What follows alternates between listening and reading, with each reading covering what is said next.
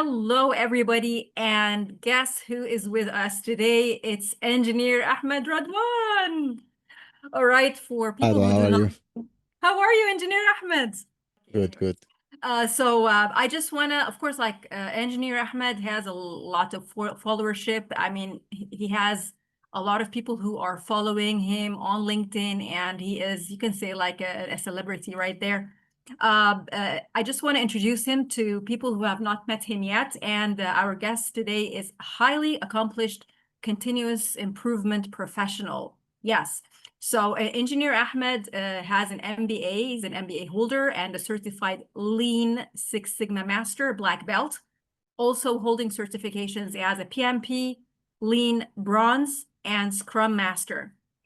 Over 15 years, with over 15 years of experience in continuous improvement, operational excellence, and leading process improvement initiatives across diverse industries, he is dedicated to enhancing quality, cost, efficiency, and productivity. Engineer Ahmed's experience spans Kaizen, Lean, Six Sigma, data analytics, process improvement, and operational excellence. He is also very much involved in coaching, training, and content creation. He is the founder of the Continuous Improvement Academy. I mean, makes sense, right? And the co-founder of the Kaizen Made Easy community page, which has garnered over 350,000 subscribers. Wow. He is widely recognized for engaging with thought leaders and sharing insights on continuous improvement practices in an accessible and easy to understand way. His impactful work includes leading business critical projects and managing operational efficiency programs. Ahmed has also trained over 5,000 people and coached 60 Lean Six Sigma projects, teams, and famously collaborated with Dr. Jeffrey Liker to video summarize the Toyota Way books. Engineer Ahmed, how are you? We're so excited to ask you so many questions, like your community and other people beyond the community has so many questions to ask you today. Thank you, Doaa, and thank you for having me in today. All right. So basically, I just want to ask you the first question that came to my mind, as I know you and I know your history. You've coached more than 5,000 people on continuous improvement. What is the biggest takeaway your audience come and get when they are coached with you? Yeah. So generally, people would again, thank you, Doaa, for having me, and I'm privileged to be your guest today. So I think generally speaking, people would come for my training or any other training to have to uplift their skills. But I would say in terms of the courses that I provide or programs, training and coaching programs that I provide, they are always looking for actionable, applicable knowledge. So they can find theoretical information here and there, but they are always seeking in our courses the actionable and application knowledge. And also, so this is in terms of the individuals, and also for leaders who have their own teams and so on and so forth. They are also looking for a sustainable impact and to build a continuous improvement culture that has an everlasting continuous improvement results. And also there are also other people who would like to make use of our certification programs to advance their career and have leadership roles. Yeah. So this is easy. Yeah. Pretty easy for people in project management and Lean to go into training and coaching and get theoretical information. It's very easy. Exactly.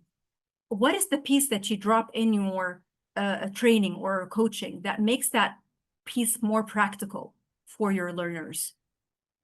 So in almost all of our programs in Kaizen Academy, we include a coaching part. So for the graduate to be able to get their certificate, they have to, of course, pass a theoretical knowledge exam, but at the same time, they would need to submit and get coached on an actual continuous improvement project, like in improving quality, improving delivery, improving productivity, reducing cost, and so on and so forth.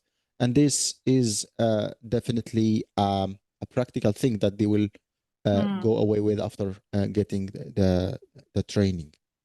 And wow. also some other thing that some of our coaching programs have is the personalized experience.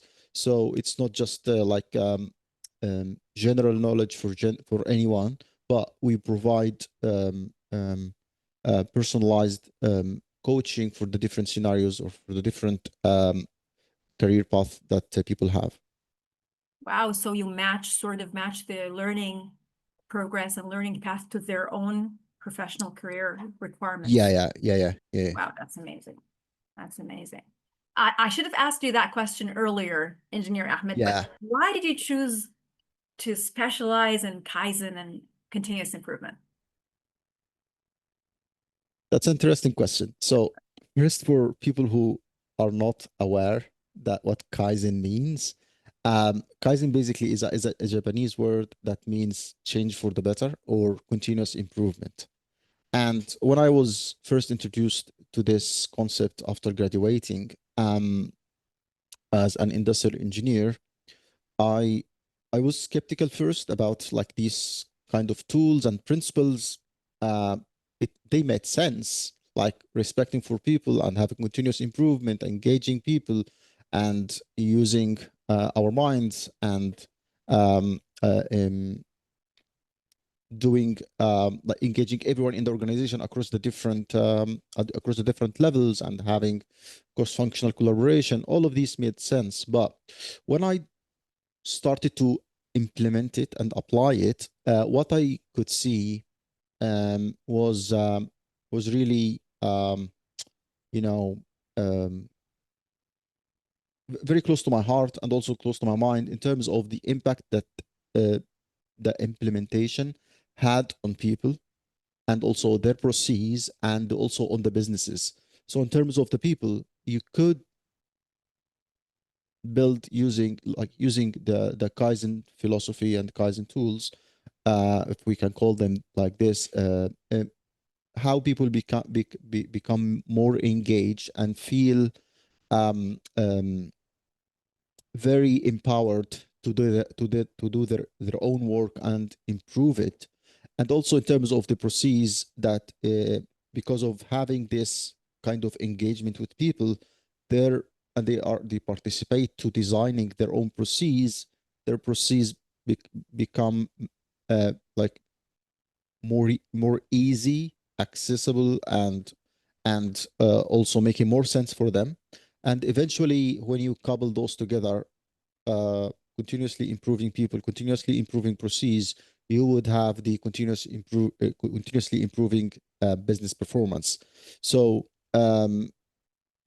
with time, I developed this passion for this philosophy of Kaizen and continuous improvement, and I could see um, uh, firsthand how Kaizen, as a philosophy, it provides the pathway to achieving the right balance between the three elements of people, process, and performance. Wow, I mean, even the concept itself, the idea of living with a goal of continuous improvement, you can actually maximize this and it can become Yeah, like a life philosophy, right? yeah, yeah, yeah, yeah. Yeah. It has its like you can implement it in your daily life, not just the professional life as well, of course. Yeah, Absolutely. And and like they say, that the what devil makes is it in the powerful. details. The devil is in the Def- process and the miracle is also in the process. People just keep looking at the results. They keep pushing for the results. They don't Yeah, realize it's a process, actually the process which gives the results. That's very amazing. definitely. Um, you have been relocating with your wonderful family multiple times from region to Yeah, region. Um, yeah. so what were you seeking? What do you seek when you relocate? With your mentality of continuous improvement, but what are you seeking exactly for everybody watching us who are thinking like, on the same path? Good. So I'll be honest with you. So I would say there are two key things that um, uh, that are always attached to this move from one place to another, which are the first seeking um, better opportunities and better life and better future for my family, and the second is professional development. So um, different places would offer you like um, an extreme um, um, you know Jump.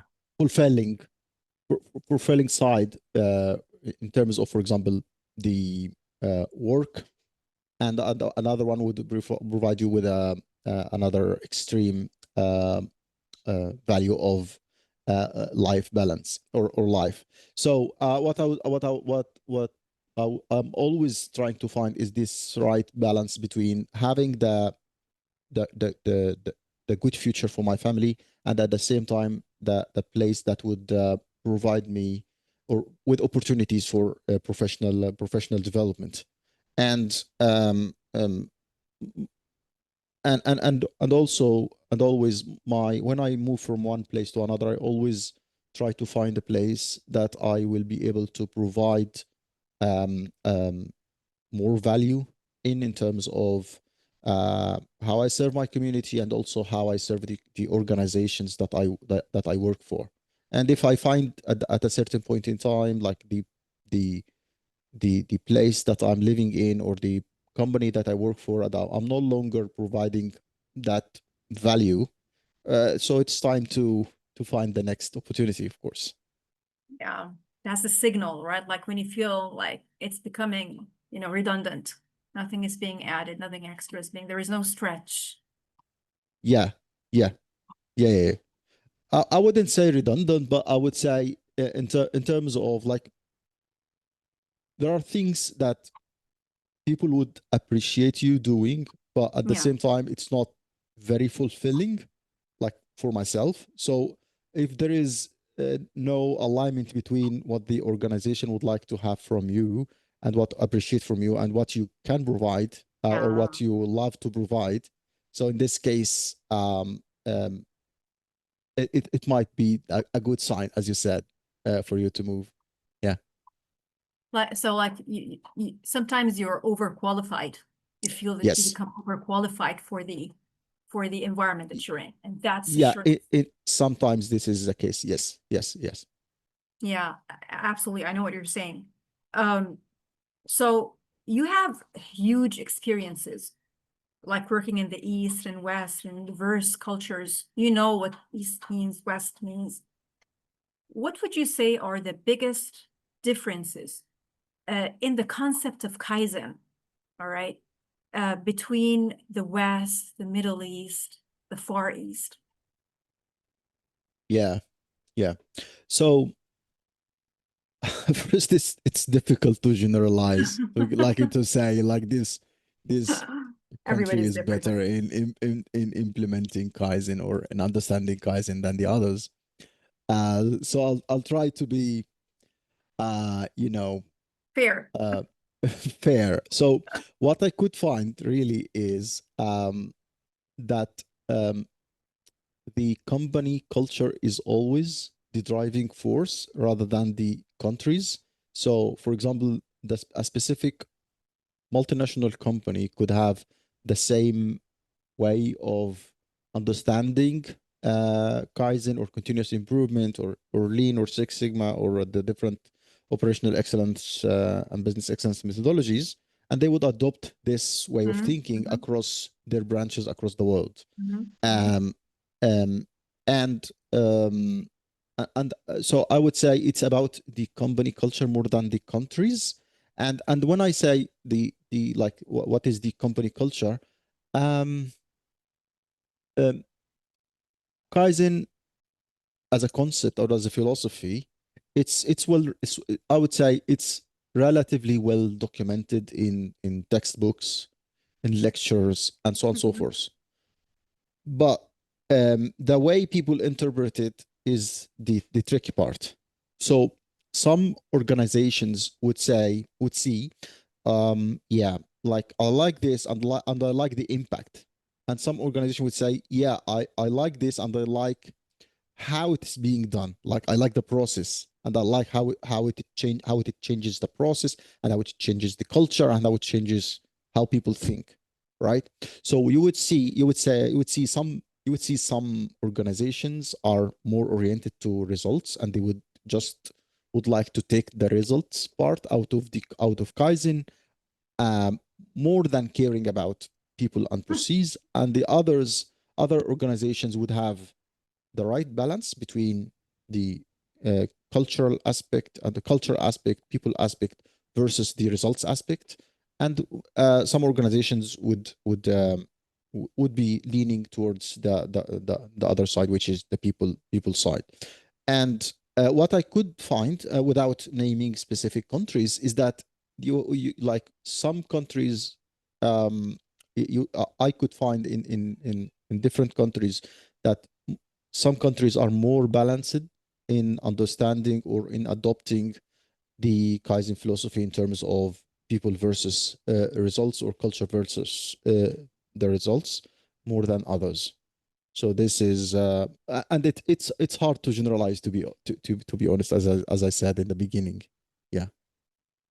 Uh, are you saying that when you say some countries are more balanced, are you saying that they are being more realistic? They understand that the results will happen due to a reverse engineering of building a culture of mindsets, a culture of, attention to detail, the everyday aspects. When you say balance, do you What I see? mean by balance, yeah, what I mean by balance, it is like some some countries are, from what I could read, from what I could live, some countries are like its culture is more focused only results, results, results. Let's do it quick. Like let's find the takeaway Kaizen Yeah, to let's get to the goal. Let's get to the goal. yeah. And don't care, and don't really care about the process by which you can achieve those results, and they are always seeking for the short-term results rather than a Yeah. lasting impact. So and in this case, it's not that balanced. Other countries would have um, that a better balance, as I would say, or more balanced in weighing both the results, or understanding the results aspect versus the the impact. Sorry, versus the people and the process by which you would get to these results. Yeah, got it.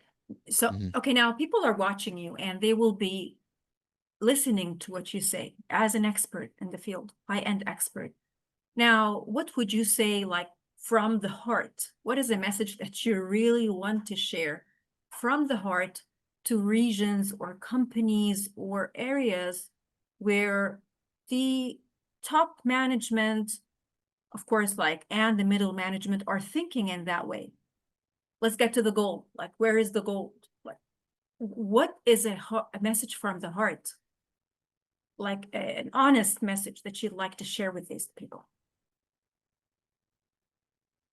Um, the one thing that I would like to share, which is like just to clear out a misconception, which is about um, that continuous improvement, or Kaizen, or Lean, or these tools or philosophies are all about cutting cost on the short term, and and that's not, it's not the case. The When you do any kind of improvement, and when we say Kaizen is continuous improvement, um, you would usually look into quality, delivery, improvement in quality, improving in delivery, improvement in productivity, and and improvement in cost. If you only focus on cost, you lose everything.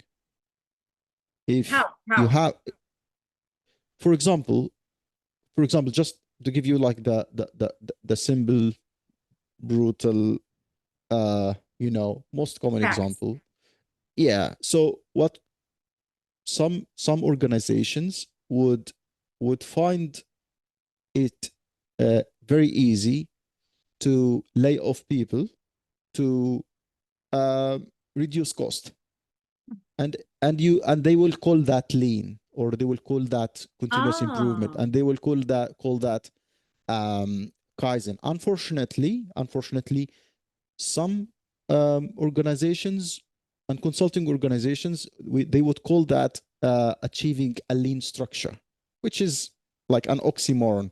It's something that doesn't mean anything at all.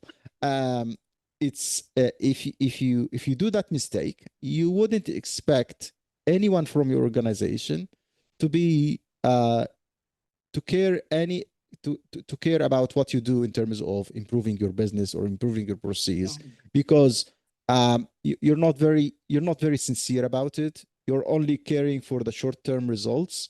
So why your team should care?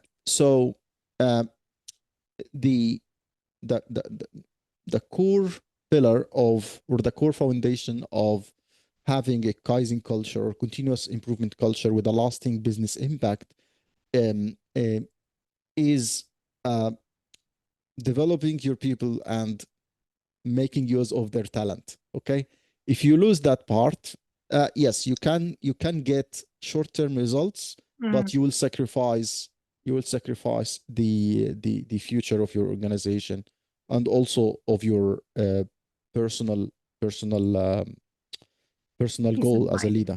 Yeah, yeah. But So, that's so a you're, very interesting question, and also and I also still want to go there, deeper. Definitely going to go deeper with that question.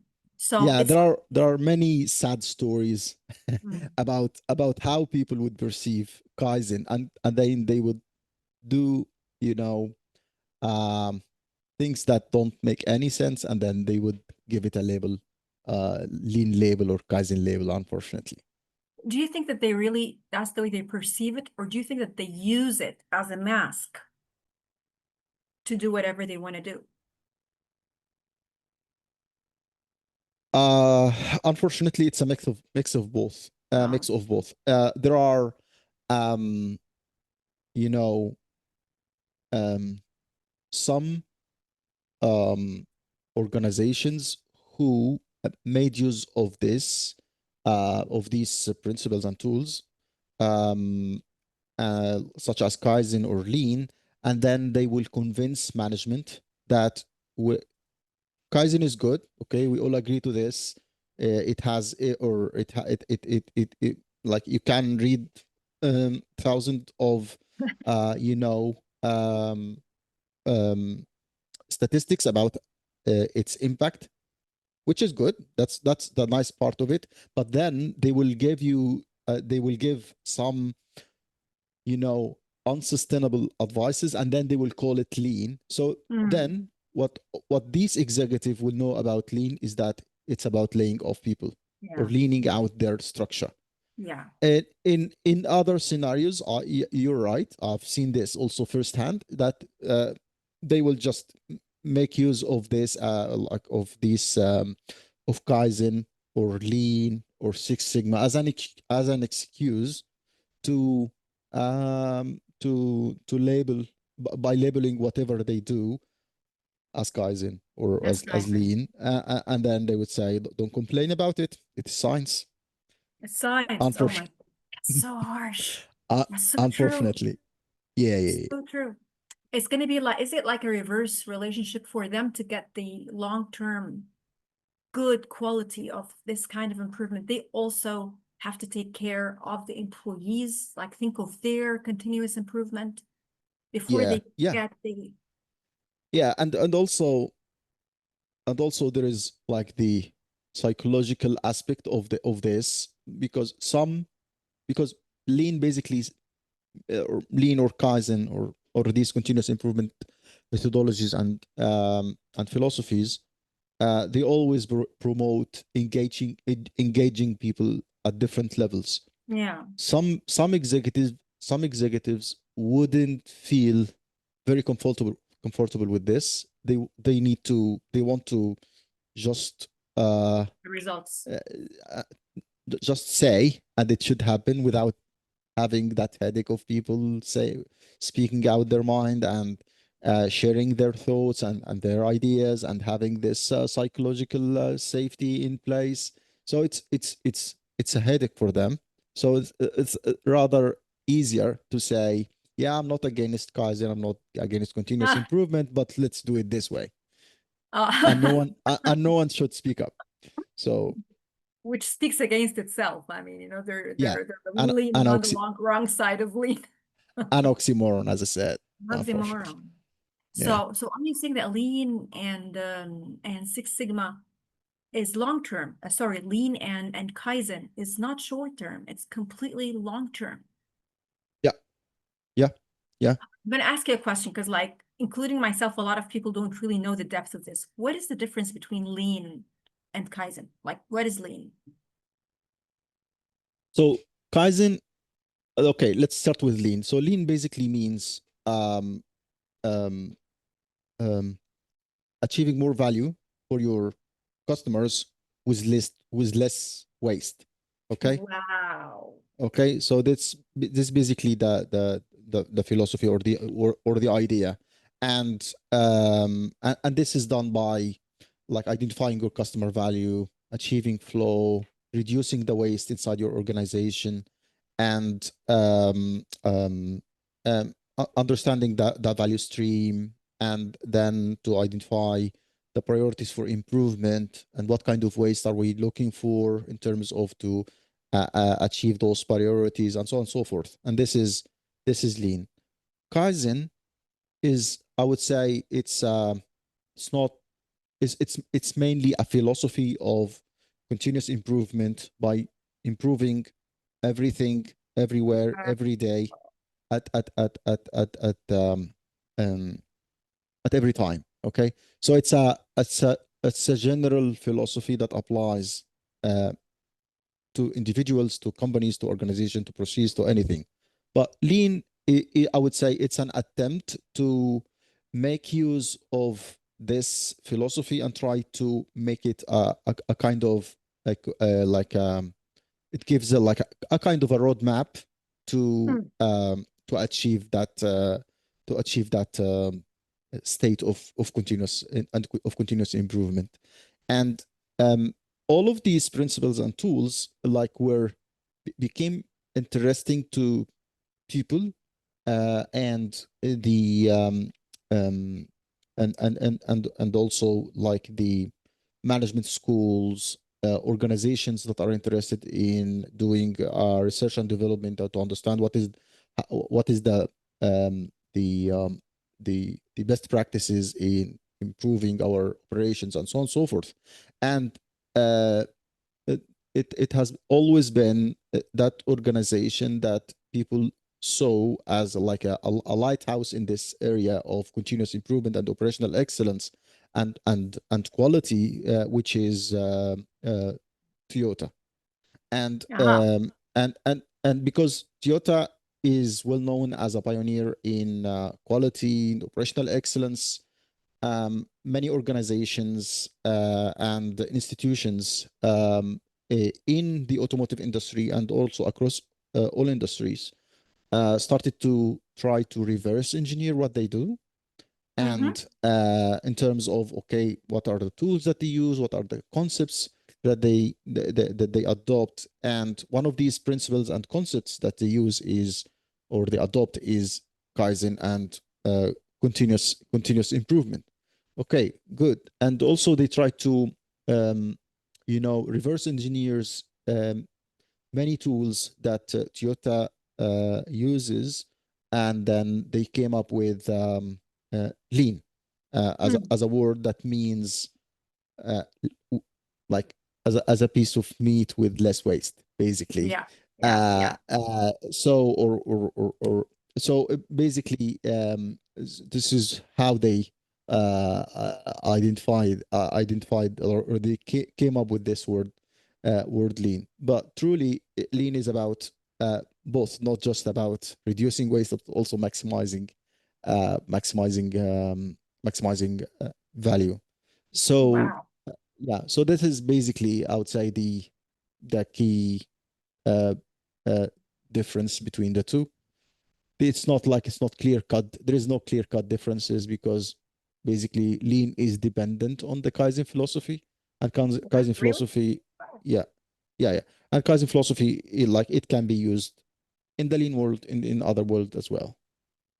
It's like you're continuously improving with minimizing waste and continuously pushing for improving the process of minimizing waste. So it's like, which leads to continuous Yeah, improvement yeah, and yeah, yeah. more benefits in comparison to the waste. Yeah, and in this essence, you wouldn't call yourself at any point in time that you have achieved operational excellence, you have achieved lean or achieved the Kaizen, because again, it will be Ongoing. it's an ongoing state, and you like there is no state at which you would say, okay, I'm fine now. We're done. Yeah, yeah, When you say waste, just going back and thinking, I'm going to get to the Toyota concept right now because I'm sure sure. a lot of people have questions on it. What if I go back and capture what you said about lean being like, minimizing waste, then are you saying that defining waste is an issue with some organizations? Some of them just consider waste being resources. They just define resources as money. They don't Yeah, realize that losing good employees is waste. yes. Losing good ideas is waste. So is that one of the major issues, that they're not properly defining what waste is? So to answer your question, there is um there are there is like a well defined types of wastes that are not like a comprehensive list, but it's a guiding list Yeah. that talks about 7+1 types of waste, and Yeah. they are about minimizing transportation, minimizing inventory or optimizing inventory, reducing the motion, like people movement, and overproduction, reducing overprocessing, and reducing defects, and also people and also I'm not sure if we mentioned minimizing transportation. Yeah, we mentioned Yeah. it in the beginning. So um, um, also these are like the 7 types of waste, and they call it Mm. muda, which means waste in Japanese. And also they added, or some authors would add one more, which is the waste of talent, Mm-hmm. people's talent. So it's I think it's made clear in uh, most of the discussions that also Mm-hmm. the waste of people talent is always a Biggest very waste. important thing to consider. Yeah. Mhm. What about the psychological aspect that you mentioned, like wasting the psychology of people? They're keeping them on the panic mode. And is that also relevant to talent waste, or how would you Um, apply it? you can categorize it under talent waste, but also like there is what's called the Toyota way, and the Mhm. Toyota way is basically like a kind of um Tu- Toyota organization way of defining and documenting what they consider as their own way of managing their businesses in terms of the guiding principles that they follow, and one of them is called respect for people. Oh.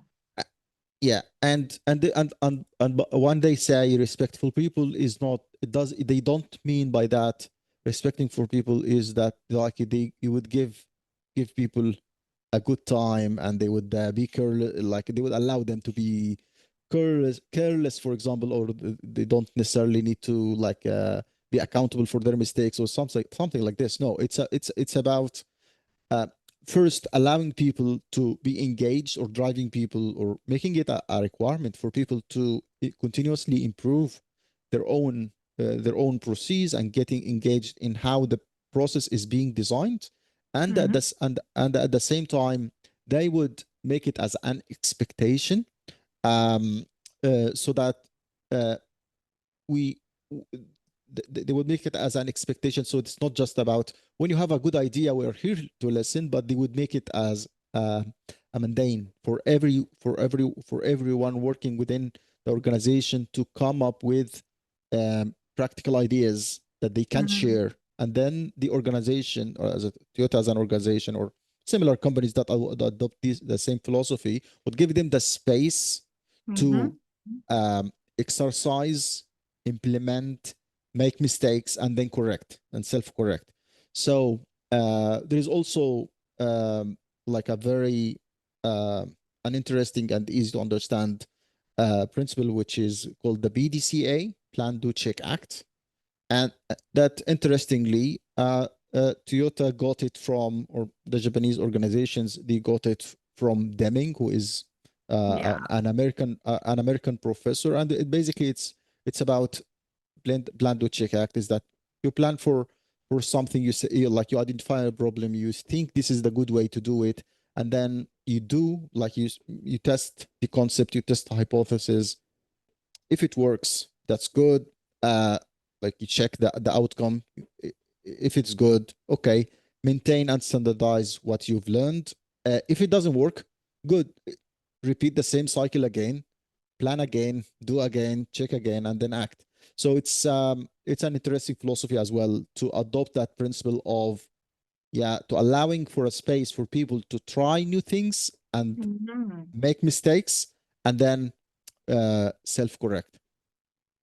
Wow, it's almost like the respect concept in that case, also like respecting people's talents and the space, like you said, for them to learn, because by the end of the day, they're the ones who are innovating. So like giving them that space and creating these small like momentums that will push the entire momentum. Yeah, yeah, yeah. And there is like one of the research paper that really shaped my mind or made me understand better what Kaizen means or the Toyota way means. It's called, I think it's publicly available on the internet, and it's called um um it's by Dr. Steven Spears, and it's about decoding the DNA of Toyota. Mm. Okay. And or another one that's called Learning to Lead at Toyota, and it talks about the experience of a very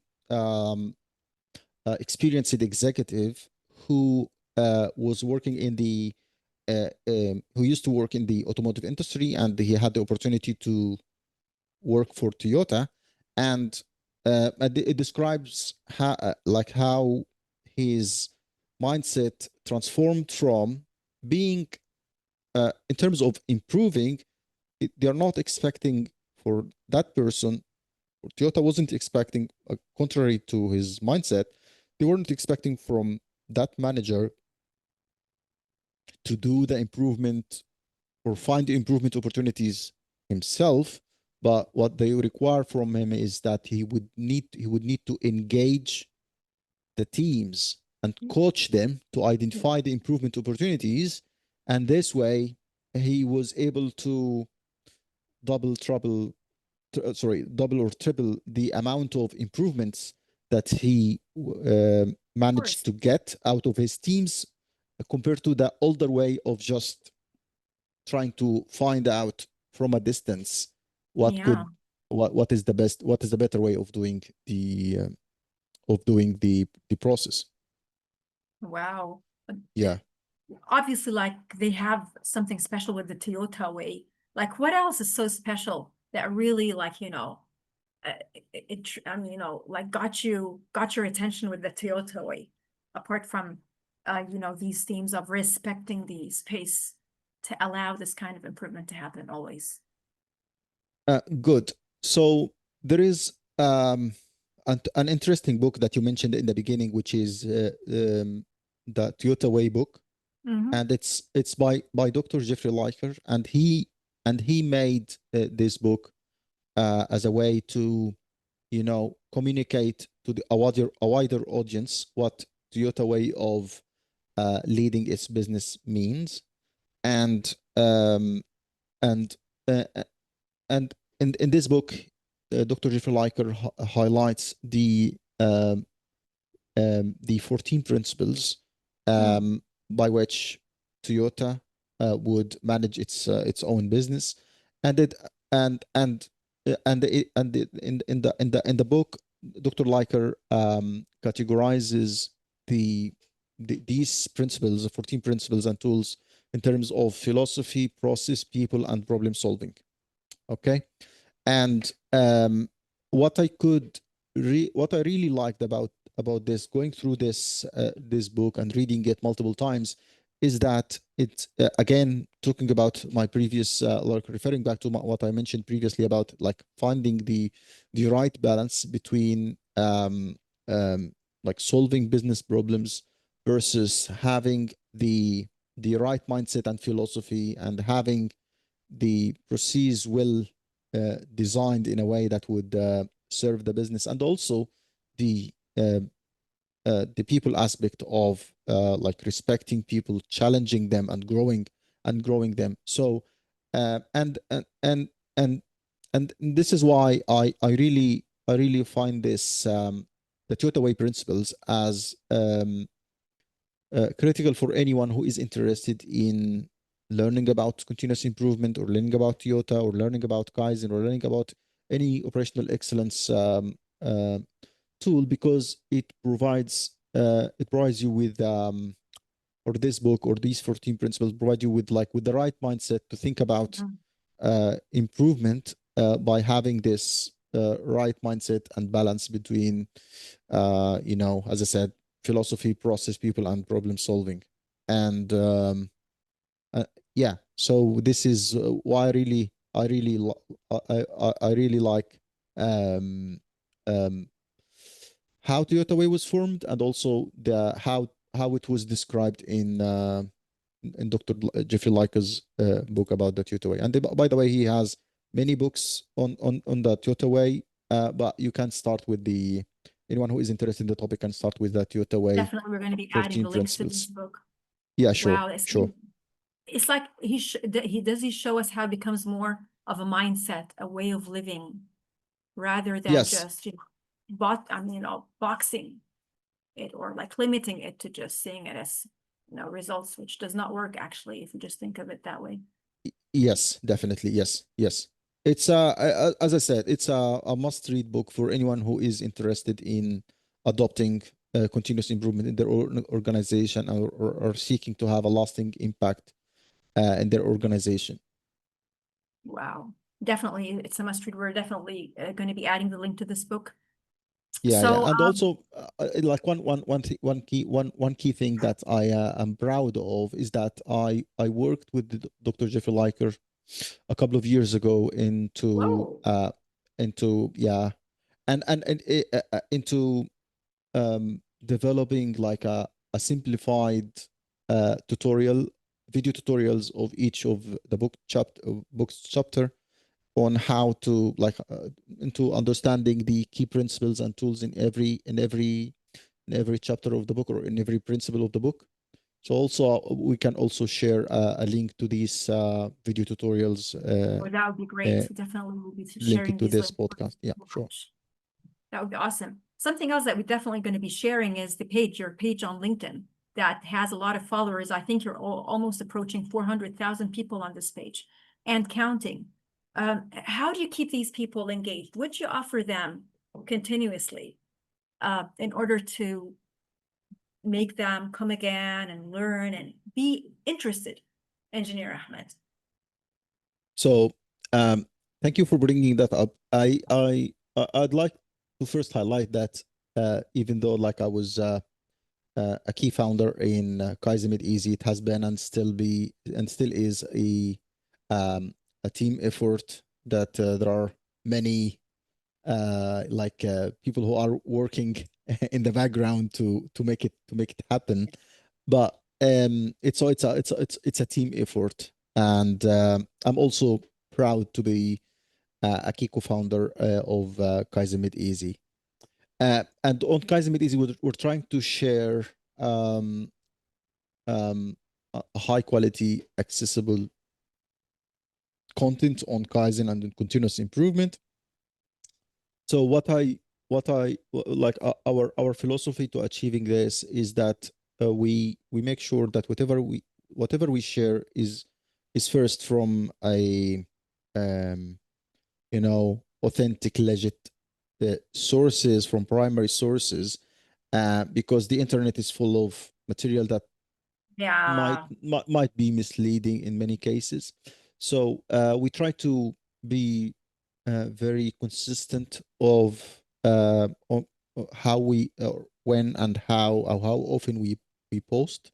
And also we're happy that we also collaborate with thought leaders to share some of their ideas and contents on the page. And there are Dr. Jeffrey Liker has been one of them, and there are many Wow, others that's that are amazing. that there are also many others that are too many to name, and I don't want to forget any You got name. to go to the page to see. Yeah. Yeah, and also we try to provide um, like material with different levels of com complexity. So sometimes like we provide like just a quote, just a nice quote from a book, and sometimes we would provide people with like a very thorough 200 pages summary. Study. So it's we try to provide people with like the different levels of depth of knowledge, and also we try to whatever we share to make it meaningful, practical, and uh, down to the earth as much as we can. Wow. Is it just for professionals who are involved and engaged in lean or Kaizen, or is it for anybody who would like to tap into this mindset of continuous improvement, the information that's on the page? I would say Kaizen made easy. yeah, I would say our primary audience, like from practically speaking, has been from people who are interested in uh, generally continuous improvement in terms of like quality or productivity and so on and so forth, and which are who are already interested in learning about Kaizen or learning about Yeah. Lean and the other philosophies. But also, we are increasingly seeing lots of people who have different background, like HR or finance or marketing, from different from different industries and interests, who also find um, um, these principles and tools very relevant to their day-to-day life or even professional life as well. So it's I would say it's for everyone because the concepts and Wow. principles That's that we awesome. share there are accessible and easy to understand. Yeah, that's so important. I mean, you never know somebody who's stepping on the page and stepping into the page, and then maybe that's going to be, an invitation for them to get into lean or apply lean on different, professional aspects of their work. It's really important. I think, yeah, I mean, it should be for everyone. I agree on this. This would be very helpful. So would that be an invitation for everybody who's watching this episode to go ahead and subscribe to the page? Yeah, sure, sure. It's called Kaizen Made Easy on LinkedIn and also Kaizen Made Easy on YouTube. Definitely going to be adding the link. Like, so you say people who are not even so in deep scientifically into it, they'd still understand the concepts and ideas that are on the page. Yes, definitely, sure, sure. Okay, that's amazing. Okay, that's an invitation, everybody. I want to ask you, who is the person or who are the people who inspired you to become who you are today? Um, Interesting question.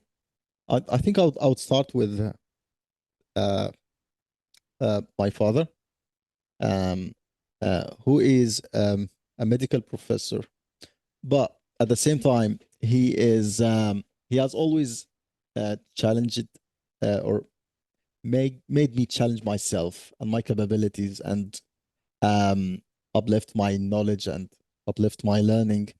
Um, and also to challenge whatever state I am in, to do better, do more, learn more, gain experience, gain knowledge, and to always challenge myself. I would say first my father, and and yeah.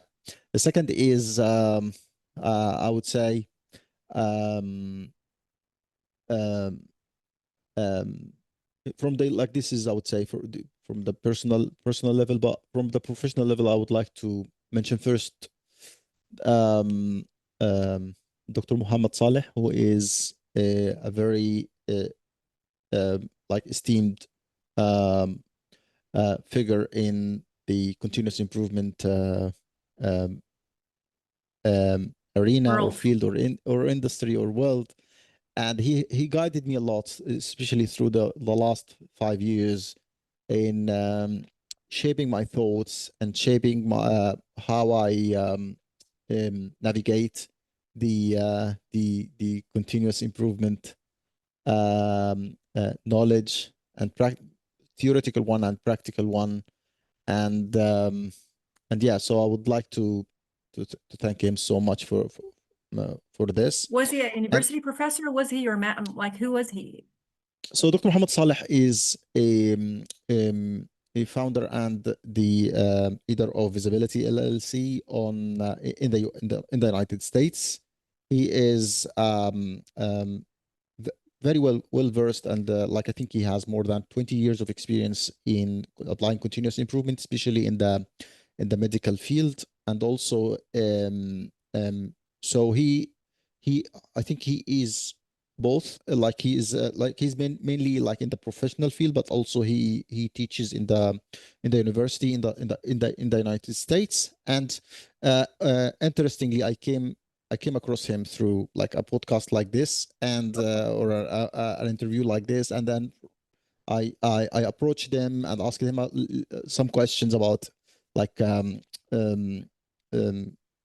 developing my skills and knowledge, and he was uh, more than open to share knowledge, provide guidance, and that has been really helpful even in developing and improving the um, um, Kaizen Made Easy as a page, and also in shaping my career path as well. So uh, you can also check him out Definitely. on LinkedIn, and also he has with Dr. John Dyer also a podcast that they can check out on Industry Week magazine in the United States, which is Mhm. called Behind the Curtain, and also people can find the same podcast on YouTube, Behind the Curtain. So Definitely can share it. uh, I'll definitely yeah, share the link for it. Who else? so I've worked in many organizations here in Australia, previously in Saudi Arabia, also previously in Egypt, and I owe a lot to every manager that I worked with, or Yeah. like every direct manager that I worked with. But I would like to use this opportunity to mention like a specific person who really had uh, uh, uh, a significant impact on shaping my career as well, which was my first line manager, my first Oh, manager, which his name is Mahmoud Khalil. So he introduced me to um, these concepts of to lean and Kaizen and continuous improvement. And at that time, I was working as a production engineer, and after being introduced, thanks to him, to lean and Kaizen, I developed this passion about it, and he also was very supportive in testing and implementing these principles and tools in the shop floor, and from from that the journey continued and still. he So got your attention. He got your yeah, attention. yeah, yeah, yeah. So he was also one of the key inspiring figures in my career as well. Wow. I'm gonna ask you this, like, because I'm curious. When you said my father made me challenge myself, like I had a father who also made me challenge myself. Sometimes he challenged me, but I'm curious to know, like, what are the kind of things that he used to say to you? Is it like under the line of you're going to be able to do this, or is it like the other way around? I bet you're not going to be able to do this. Like, how did he do it? No, no, the first, like the first way, which is like a you know, positive, positive reassurance, and also at the same time, um, so for example, in my early career, I used to work as a trainee for one of the organizations that you know, the pay was not that good, and which, like, it was my first job, and First since that shock. was the case, since what that was the case, I I was telling him that it looks like that I should just work and provide the effort that that is equal to the amount that I get, right? and That's and your way of coping. yeah, like I do the minimum, I do what they ask for, but I don't need to provide more, right? And what he told me at the time, I don't forget that at all, which is if you get used to provide less than what you're capable of, Oh, you would get used to it. If you get used to it, you don't know if you will be able to uh, ramp up again oh, to your max potential. So that's and also like, even this is one thing. The other thing is, like, and also my mother also, like, was his partner in crime in this, uh which is, even if your professional career looks promising, you need to, like, without acquiring further knowledge, you need to invest in yourself in terms of learn something new, find out a course that you never heard about, and try to um, get a new perspective on your profession, and to develop your capabilities, personal capabilities, and also professional capabilities uh, continuously. And this is something that they also exercise themselves in terms of continuous learning, continuously adopting, or enrolling into new areas of knowledge as well. So this is also something um, um, that they built in us, or they instilled in us. are these like words of gold? Like when your father said, if you're not doing it for them, do it for you. This Yeah, is like gold. It's gold. yeah, sure, sure. Wow, wow. What are your most important core values that you came up with after this kind of, you know, uh, upbringing? Yeah, I hope that it doesn't look like very like a I just don't cliche, think about it. Just say, I mean, really, but like, what are your but really? yeah, yeah. The first yeah, the first thing that I was thinking of is, like, and I hope it doesn't look like a cliche, which is respect for people. Oh yeah, you do. And I've learned this from the books, and I've learned this firsthand. Um, People talents are something that is gifted by that's gifted by God. You don't know what people capabilities are until you test it and see it Mm, first, and see it firsthand. I've worked with people who are not capable of reading or writing, who were capable of identifying improvement opportunities that are much better than uh, in many instances engineers or supervisors. So you should be able to um, like, yeah, I learned to be able to be respectful for people and their capabilities as well. Um, and also one other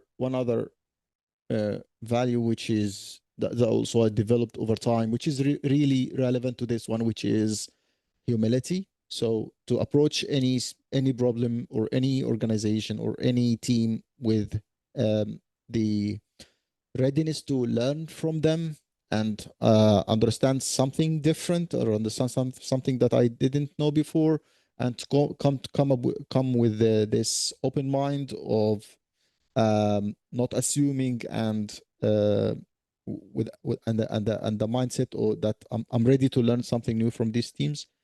And also another thing, another value which is trying to be practical and provide so practicality and providing a real value to whomever I work with, um, to the organizations I work with directly, to my manager, to my subordinates, to the teams that I work with, the the students that I coach, or the learners that I coach as well.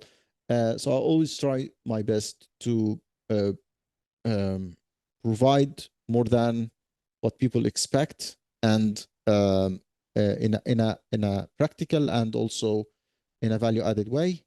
And also I would say as a core value as well, is the continuous improvement. So whatever I do right now, even if it is like it's developed over like 15 years of experience, I see myself as anyone else, fallible, which drives me to continuously identify potential improvement opportunities in my personal development, or my career development as well, and in everything that I do. Wow. And when you said humility, I think that's also like a driver that always keeps pushing you, whether to learning or to want to continuously improve. Don't you think like humility and learning and continuous improvement, they're just like so interrelated, Yeah, especially when you're coaching they are really interconnected and interdependent as well. Yeah, interdependent. yeah, yeah, Absolutely. yeah, Absolutely. yeah. What is the vision that you have for the people? The big vision that you want to create for the people, your audiences in your life Yeah. So and I beyond? would speak. I would speak as of today, because Okay. like anyone develops, um, like yeah, as of today, I'd like to see myself um, continuously empowering people and organizations to help them, these individuals and organizations, to have a lasting impact in terms of the um, the um, knowledge that they get, and on the people that they deal with, and also on those these individuals that I coach or teach, and also on the performance of these organizations that I deal with. So I always try to, whatever I do is I try to um, um, have a lasting impact on everyone that I deal with, rather than just hitting and running. So this is something that I want to see myself continuously doing. So even if like I leave an organization, I try to have that lasting impact on people and also on performance. And another thing that I'm trying to achieve, and that's maybe related to the Kaizen Made Easy page. I'm passionate about teaching and learning and also educating people about continuous improvement and Kaizen and so on and so forth, because like what really drove me to build or to co-build the Kaizen Made Easy page in Arabic and in English is like really going through the principles and lessons that I come across through the practical implementation of these of Lean and Kaizen, and also through the books that I read. I was like a kind of shouting to myself, like, many people or more people need to learn about this. More people should learn about this. And so I'm trying to, like, via Kaizen Made Easy page, to build a global platform that empowers individuals and businesses to embrace continuous improvement the right way, with the right principles, and also fostering that community around the page that learns and shares knowledge and grow together.